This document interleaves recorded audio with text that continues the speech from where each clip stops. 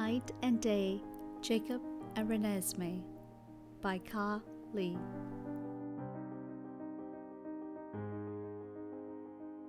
Chapter 7, The Big Day. I was a nervous wreck. I didn't know what to expect, but I knew Leah was choking my neck. Leah, I can't breathe. Just hold still so I can finish tying your tie. As Leah moved aside, I looked in the mirror. I didn't even recognize myself. I've never worn a tuxedo before, let alone a pair of slacks. I mean, I have been wearing shorts and t-shirts for the past several years. Alice. This was all Alice's planning. She was probably enjoying torturing me, knowing I would be in the most uncomfortable outfit. Thank goodness I would only have to wear this once in my life. Only once, because I knew I would never marry again. In a few hours, Nessie and I would be husband and wife. The idea was still new to me, calling Nessie my wife. We had become friends first and grew closer through time. Now my love for her didn't cease. It was unbreakable now. Billy came up to me. This is your big day, son. Your mother would have been proud of who you've become, and she would have loved Renesmee. Love you, Jacob. Remember, I will always be here for you, even though you're going to be your own man now. Father, thank you for everything. You've sacrificed so much for me, and I don't know how to ever repay you. I love you too. I bent down and hugged my old man. As I looked around the room, my whole Quayle family was there. They all looked uncomfortable in their tuxedos. I had to let out a smile. You guys, thanks for doing this and for being in your most uncomfortable state and being here today for me and especially for Nessie. Hey, she's gonna be our family now, our sister. Plus, Alice got us these fine, smooth tuxedos that feel like silk against my skin. Henry rubbed his hands up and down his arms. He was always the fast one with the sarcastic remarks. How much do you think this will go for on eBay? It was too late to react. Quill had already thrown a pillow to Embry's head. The yard was beyond unrecognizable. Alice truly outdid herself. She left no stone unturned. The ceremony was held outside, which suited Nessie and me so well, considering we spent most of our time together enjoying the outside. There wasn't a need for lighting as thousands of candles lit the paths, aisles, and anywhere possible where your eyes could view.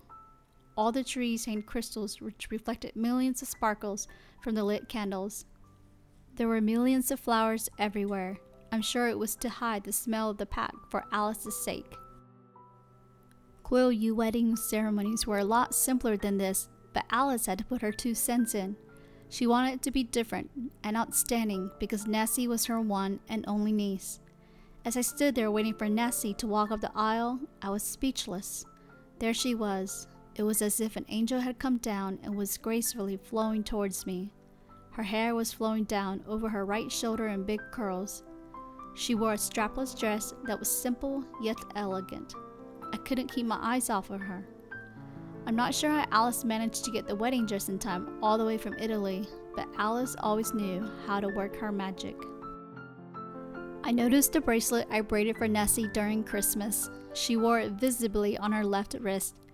Even I knew it didn't match her wedding dress, but Nessie would always be stubborn in her own way. I remember the night she was upset that Alice didn't want her to wear the bracelet for the wedding. Alice thought it wasn't elegant enough and preferred a pearl or diamond bracelet. It's a piece that means more to me than all the diamonds and pearls in this world. Taking it off on one of the most important days of my life would mean taking a piece of you away from me. I can't let that happen. She was holding back her tears, and I thought it was silly since it was just a cheap bracelet I made. As I wiped away her tears, I told her that the decision would ultimately be hers because it was her wedding. Nessie always prevailed. She was a fighter.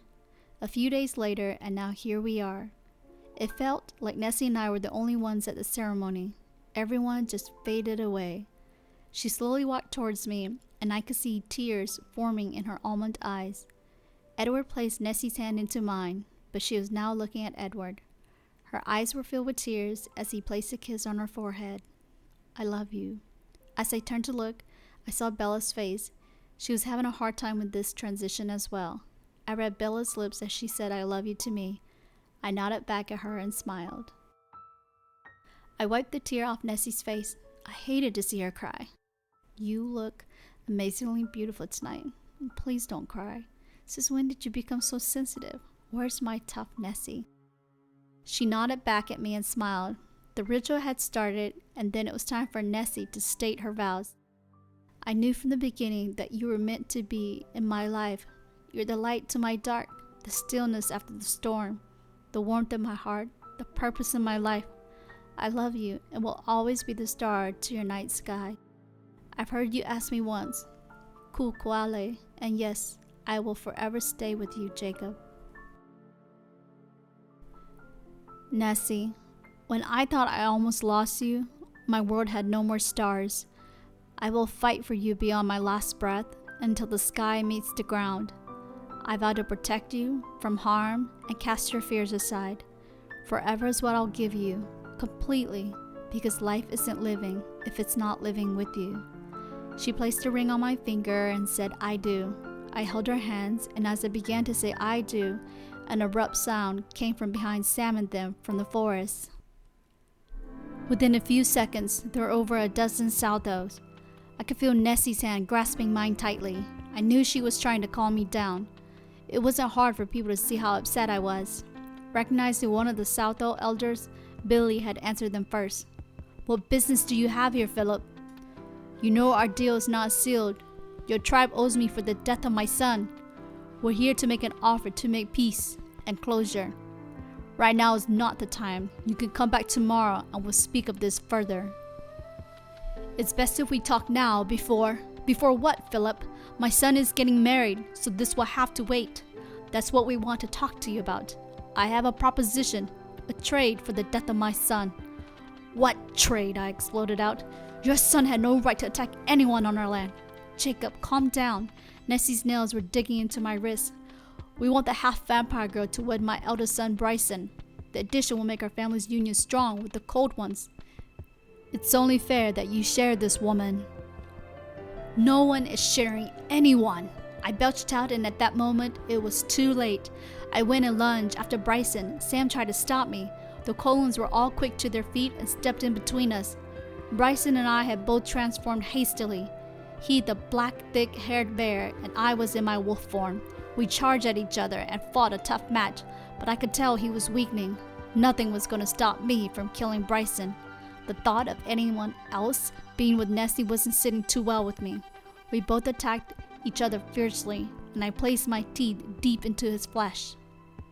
He fell to the floor but was still breathing. I went to finish him off, but Nessie screamed my name. "Jacob, no, please! No more blood. No more blood." I turned to look at her and she looked petrified. I wanted to comfort her immediately. Billy broke the silence that came after. "Philip, take your son and your dignity home." Philip was kneeling beside his son. He didn't want to lose another son. He helped the bear slowly get up. I walked towards Nessie and then saw the look on her face. She was trying to call out my name, but it was too late. Bryson had stood up and attacked me from behind and sank his teeth into my left shoulder. He wouldn't let go. I released out a loud sound of pain, then felt the weight of his body thrown off of me. I heard another cry from the bear. It seemed like the sound was crying and begging for help. I was too weak to look, but the bear became silent. I knew the Colons and Sam had taken care of Bryson. As I walked towards Nessie, my legs were weakening and I fell to the ground. I looked up and only saw Nessie's frantic face, and then the stars in the sky faded quickly. I found myself in the dark forest. I was looking for something, but didn't know what. I was sweating and nothing was cooling me down. I heard Nessie calling my name, but didn't know which direction it was coming from. She needed me and I couldn't be there quick enough. What was wrong with my senses? Each time I ran towards her, the sound came from the opposite direction. I kept running, hoping each step would get me closer. I screamed for her, but no sound was coming out. I felt out of breath, trying to grasp for air. "Nessie!" I sat up and felt a sharp pain on the shoulder. The room began to spin uncontrollably at the same time. I felt soft hands placing me gently down. It was a familiar touch. "Jacob, shh. Please lay back down. You need the rest. Please. Nessie. Nessie. That was all I could get out of me at the moment, calling her name. I'm here, love. I could hear her sniffling and her tears fell on my cheeks. I placed my hands on her cheeks to wipe away the tears. Am I always going to have to wipe away your tears for you? You're being such a baby lately. My vision was still trying to come back. It was still blurry, but coming together. I felt so lightheaded. She still looked like the angel from our wedding. Our wedding. Everything was making sense again. What happened? Where's Bryson? Shh. It's okay. Bryson is no longer here. She paused for a moment. My father and uncles, including Sam, took care of Bryson. The Southo tribe left after the whole incident. Philip is disappointed that his son had attacked you after you defeated him. It should have ended then. Now, he just can't accept the loss. Bryson had... Nessie was silent and trying to hold back more tears. Oh, Jacob, I don't know what I would have done should anything happen to you. You scared me and I thought you were gone. You didn't move or breathe. You didn't change into your human form, so we couldn't resuscitate you. It took you hours before you finally changed, and then your wound was so badly injured. You've lost so much blood already. I thought I had lost you. If it wasn't for my mother to calm me down, I don't think I would be here right now. I would have found my way to find you on the other side. Nessie, don't talk such nonsense. I'm fine. Look, I'm already up and talking, and I can see. I can see that you're still in your wedding dress. Do you think I'm even worried about what I'm wearing? I know, you look like an angel. My angel. I rubbed my fingers through her hair and tried to calm and comfort her. I don't know. I keep bringing trouble into your life. It never seems to end. Weren't you the one who wanted adventure? I had a smile to that comment. It's not funny, Jacob. You seriously don't know how it feels like to think that you're going to lose the one you love, the only reason for living. Yet you can make comments at such a horrible time. I'm sorry. Please, let's not argue our first night as husband and wife. Husband and wife? You never finished saying I do to me. She finally let out a smile. I do. I do want to take you as my wife. There's nothing more I want in life than to be your husband. Now let me kiss my bride. I pulled Nessie towards me and kissed her. She was gentle with me and tried not to place her hand on my injured shoulder. I have to let you rest, Jacob. The more you rest, the quicker you'll heal. I've had enough rest. I just want to have my wife be with me. My wife. Well, my husband, it's the doctor's orders and I'm not planning to go against Grandpa Carlisle. She was right. I was pretty much immobile and still in a lot of pain. Damn bear, why did he have to bite so deep? I watched as Nessie was finally undressing herself out of her wedding dress. It was covered in my blood. I felt so awful that this had to happen to her. I'm sorry about ruining your dress. Sorry the wedding didn't go as planned. She let out a deep sigh and stared directly at me, never blinking. Jacob, I don't care about a dress or about the whole wedding. All I wanted at the end of this day was to be Mrs. Jacob Black. Mrs. Jacob Black. It did have a nice tone to it. I watched as the lights bounced off her bare skin. She was even more beautiful without her dress. Her back was towards me. She seemed a little hesitant when she realized I was staring at her. She placed a simple tank on and slipped on some cotton shorts. She walked towards me and pulled the blanket sheets off me and slipped beside me. Then she carefully placed the blankets over us. Her skin was smooth and pressed up against my legs, her arms wrapped around my bare chest. My mind was losing it.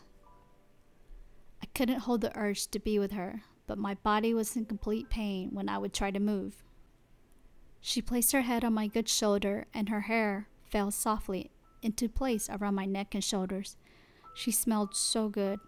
It wasn't her usual honey smell, but more of a soft, natural, sweet smell. I did like this new smell very much too. I don't think there was ever going to be a day when I wouldn't like her smell. She traced her fingers around my heart and placed her palm over it. She listened carefully to the beating of my heart beating faster. It wasn't slowing down since the moment she slept beside me. It was getting too difficult for me to control myself. Damn this pain and damn Bryson. She looked up at me and smiled.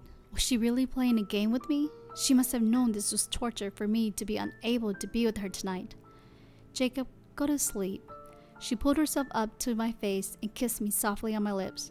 I couldn't respond back because she already quickly placed her head back onto my shoulder. Before I realized it, she was fast asleep. She must have been exhausted after a long day, and I didn't want to keep her up any longer. I tightened my grip around her to try and protect her in case, but I knew we both were being protected tonight by the pack.